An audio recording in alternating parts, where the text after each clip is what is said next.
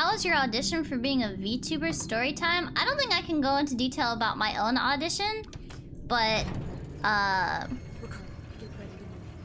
if you want to audition, the best thing that you can do, like if you're auditioning for an agency, is to show everything that you can possibly offer a company. Like if you can sing, if you can draw, if you can animate, if you can do motion graphics, if you can voice act, if you can do any skill that would be an interesting thing for your channel, oh my god, you want to bring it up.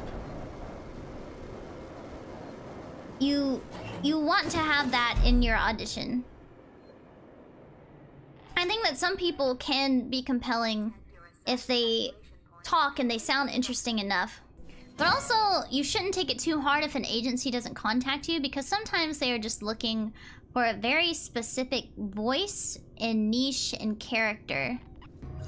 Being an extrovert is like #1 thing required. I'm not an extrovert, but you have to be okay with performing constantly.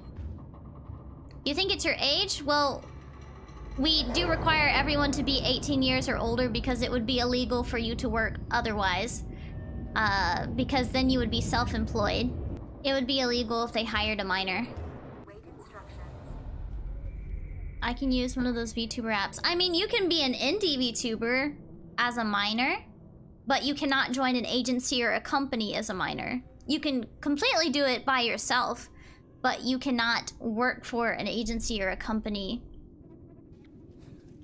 Like, you wouldn't be able to join PRISM Project or any company.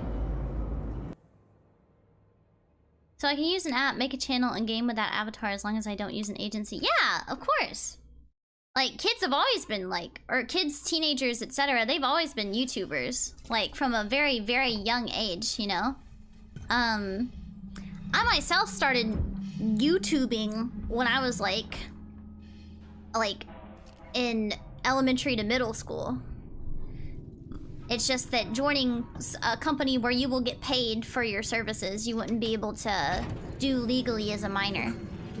I don't know how to do that stuff. You can look up tutorials on YouTube. There's plenty of tutorials on YouTube for how to do everything that you know that we do. It's better to be indie if you want to test the waters. Yeah! But yeah, for your audition, sometimes I think some people will audition as a character while others may audition just as themselves and show off what they've done over time.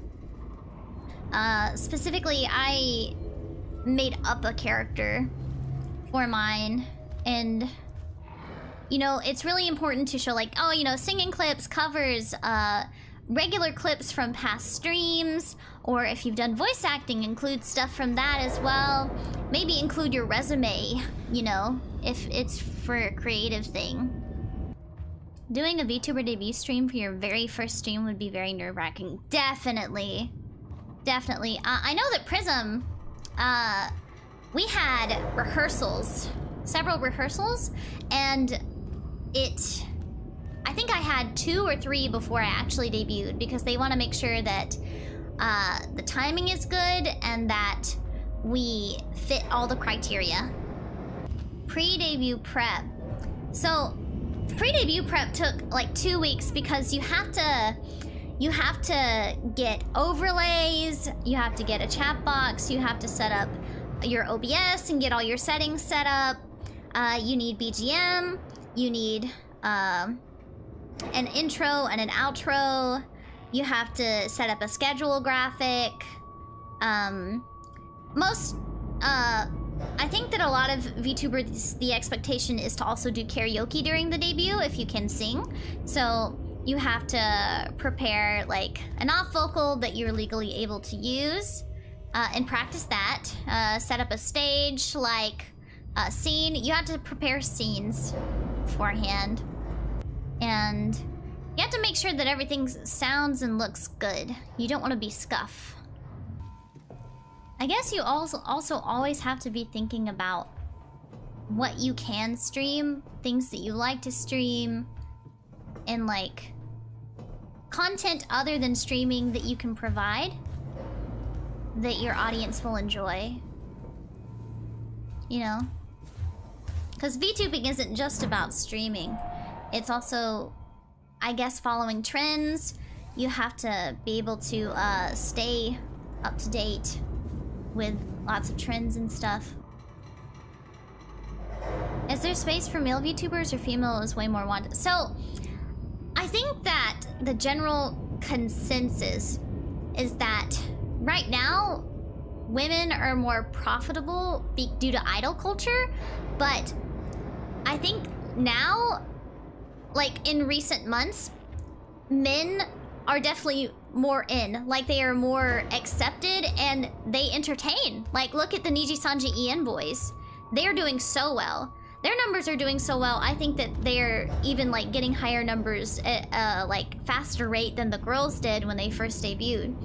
And I think Niji Sanji especially, they are not as well known for their female talents as they are their male talents like Kanai and Kuzuha. And their new talents are really, really popping off.